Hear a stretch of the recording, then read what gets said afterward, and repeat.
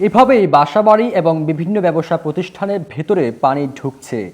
এতে স্থবির হয়ে পড়েছে সিলেটের জনজীবন। টানা বৃষ্টি এবং পাহাড়ি ঢলে এভাবে পানি ঢুকে পড়ায় সিলেটে প্রায় 7 লাখ মানুষ পানিবন্দী।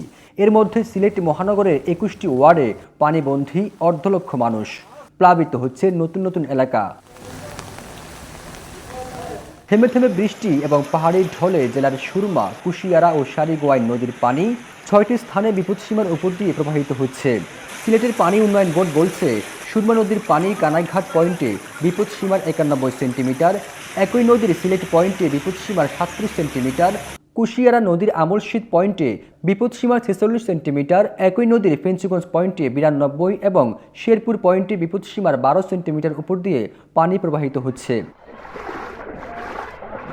সিলেট জেলা ও মহানগর মিলিয়ে 627টি আশ্রয়কেন্দ্র খোলা হয়েছে। এর মধ্যে মহানগরে 80টি। এসব আশ্রয়কেন্দ্রে 17,284 জন মানুষ আশ্রয় নিয়েছেন। তবে বেশিরভাগ মানুষ নিজের ঘরবাড়ি ছেড়ে আশ্রয়কেন্দ্রে যেতে ইচ্ছুক নন, তাই অনেকে আশ্রয় নিয়েছেন প্রতিবেশী বা আত্মীয়-স্বজনদের উঁচু বাড়িতে।